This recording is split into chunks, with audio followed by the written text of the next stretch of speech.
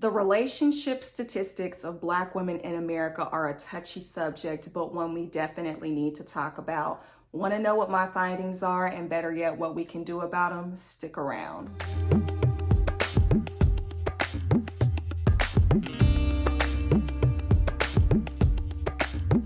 Hi, and welcome to my channel. I am Portia the Communicator. Thank you for being here. I'm your mental health certified life coach for all things life and love. And shouts out to all the new subscribers. I appreciate you so much for taking the time to be here. And if you haven't done so already, if anything that I say in this video resonates with you, give a thumbs up, subscribe to the channel, and join the conversation.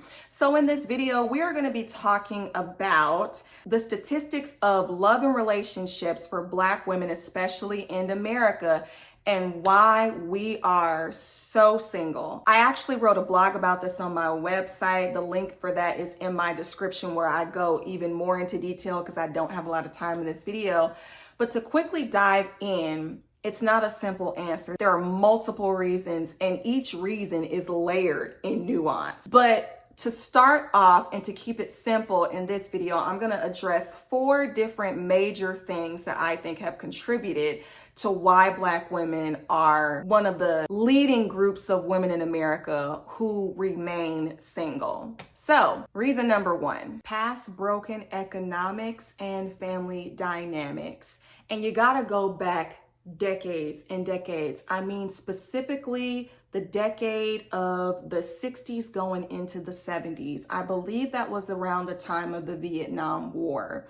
And during that time, a lot of women were being given more work opportunities. You had a lot of men who were away soldiering it up for the United States. And so because there became less of a financial dependence on men, because women were being given the chance to work, because who else was going to do it if the men were out to war? The infrastructure of marriage and the nuclear family unit being together, where the man was considered the breadwinner, all of that started to dissipate drastically. Women were no longer feeling like they had to be stuck in marriages that were abusive or dissatisfying for the sake of provision. There was this mass exodus of women who realized their financial independence and said, I don't have to be with this crazy man anymore. I don't have to settle for less anymore. I can make my own money. And my family is a part of that. My grandmother, she told me herself. With that empowerment, though, came the absence of men. And then you bring it up to the 80s and the 90s with the prison industrial complex. So now there's even another layer of absentee men because they're incarcerated. Another thing with this is that there was also a lot of governmental assistance, such as Section 8 and welfare, which gave single women the benefits that they needed to take care of their children. But the caveat was, you can't have a man staying here. So you have all of these children that are growing up between the 60s, 70s, 80s, and 90s that are seeing more single parent households, specifically more single mothers, and less fathers being present for those reasons. And also the men coming back from the war, not having the government assistance that they needed to even support the demands of a family. This was the inception of those statistics drastically changing. I believe Black women at that time, only 7% of them were unmarried if they were 35 and older. That's what the statistic was back in the early 70s, late 60s. That number drastically rose to what we see today, to 66% of Black women who are 35 or older, they are unmarried. We can't help but look back and see how this started. The second major reason is environmental conditioning. We were raised by single women who had to put on a tough exterior to be both parents, who were unavailable a lot of times because they were working double and triple jobs. And so because of that, Black girls grew up developing this tough exterior in order to navigate the world, because who was watching our backs? Unless we had bigger brothers. And I know for me, that wasn't the case. I was the oldest. I had a younger brother who I had to look out for, actually several younger brothers. So it wasn't this thing where we had the luxury or the opportunity to truly rest. We had to be the tough girls in the inner city just to make it off the bus and to walk home. I had to put on a poker face. I know that so much of me was crafted, and so many other young girls end up crafting such a hard exterior by default, not by choice. And so because of that, our labels, our looks are angry. Hence the angry Black woman syndrome that we are so unfortunately given. I think another part is how we are portrayed in the media, which I don't always like to go back to slavery, but honestly, that was the start of this country when it came to us. We were bred to produce for the plantation. And so that same mindset has been capitalized upon for so long. In the media, we are over-sexualized. There's so much misogyny, and it's degrading. And this next part might be touchy, but I gotta say it.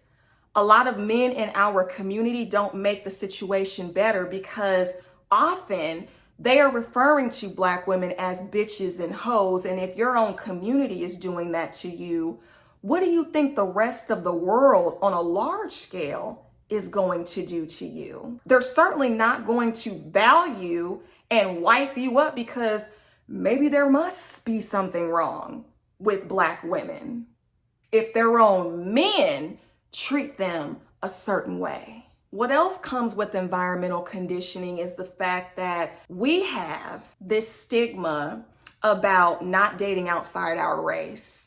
We are told in our family circles, we are told in our communities that we bet not bring nobody home that ain't Black. I think some things are changing, but we've had this loyalty to a fault to a community of men that have not always been present for us when we've needed. And so because of that, we have limited our options in the dating world because we have been environmentally conditioned, culturally conditioned to stay limited to the men who come from our neighborhoods, and that's it. A third major reason why the statistics for Black women being single in America is so high is therapy stigmas. Therapy stigmas stem from historical barriers to access, for sure. But also with that access comes the notion that something must be wrong with me if I'm going to see a therapist or a psychologist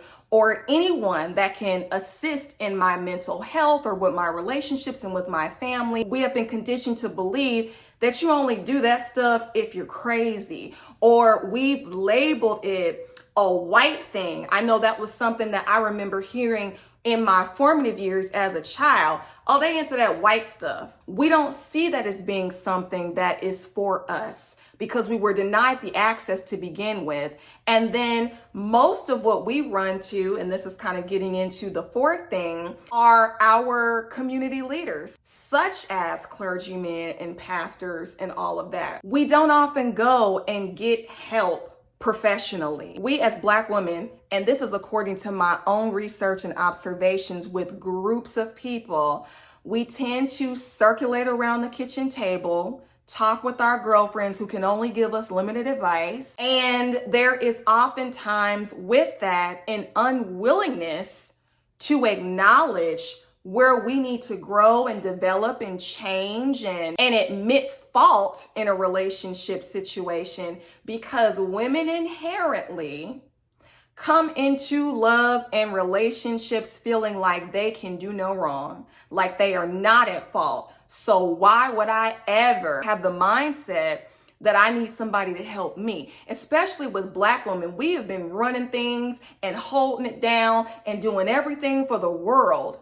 And now you want to tell me that something is wrong with us. And although I understand that perspective, there is also another side of that that keeps us stuck in the same cycles that we do not want to be in. Now, this fourth thing is touchy, but I gotta say it because it's real in our community. And it is simply religious ideologies, especially growing up in the Black church, we are often taught to wait on God without anything else, without any other teaching, without any real tutelage on what to do, on what to learn, on who to become, not just scripturally, but attractively. We don't know how to attract the opposite sex healthily in our congregations. We're not being told what to do in these spaces that we've frequented so much.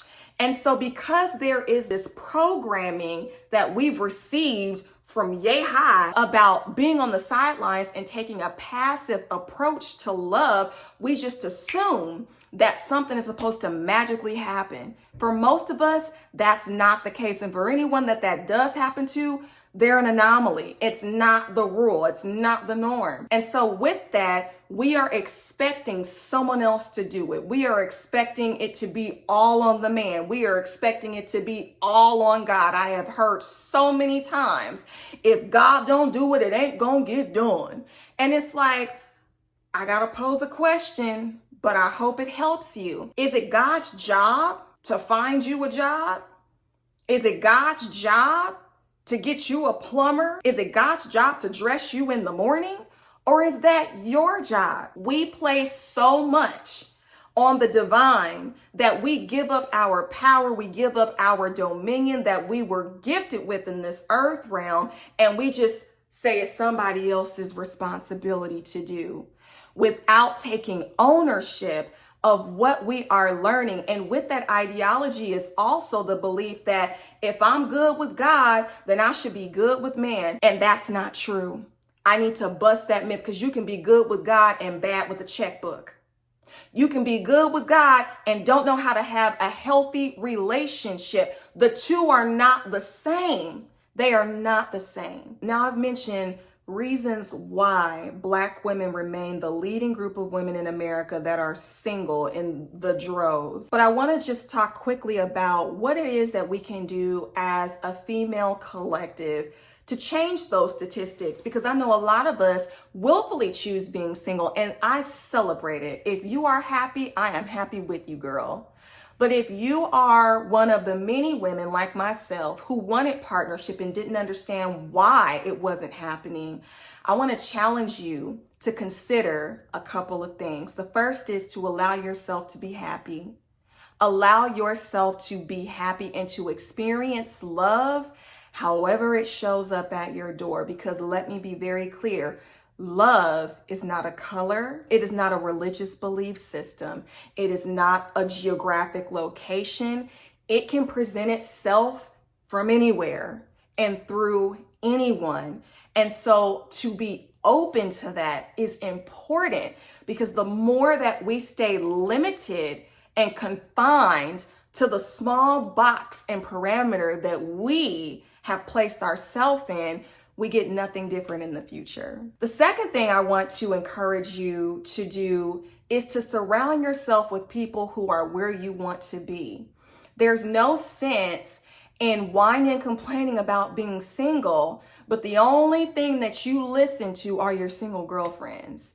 Or the only thing that you watch is how a woman is going through struggle love with her man. That is debilitating to the psyche, to the emotions. And if you think that that's what it is, then you're not really going to position yourself for anything more, because you have been wired not to. You've been afraid subconsciously to do those things. And so I'm going to stop it right there, but please drop down in the comments and let me know any other reasons you feel Black women have remained single for so long, and also anything else that you can recommend that we as a female collective can do to shift those numbers, and more importantly, forget about the numbers, to find love for ourselves. I would love to hear your recommendations. And if anything that I have said in this video has resonated with you, I ask that you give a thumbs up, subscribe to the channel. And if you are wanting one-on-one coaching because you know you need help with coming from the loveless situation you've been in, the single and frustrated category of life that you've been in, and you don't exactly know where to start, I have a program titled Rewire for Love that is designed to take you from your negative relationship stories and into the life of partnership and love that you desire and deserve. I have been through it myself, and the transformation is real. So book a consultation with me. It's absolutely free to talk about how we can jumpstart your transformation ASAP. All right, and that's all I have for you in this video. Again, thumbs up, subscribe, share the video if you feel it can be beneficial for somebody else. And until the next one, peace and blessings, and bye for now.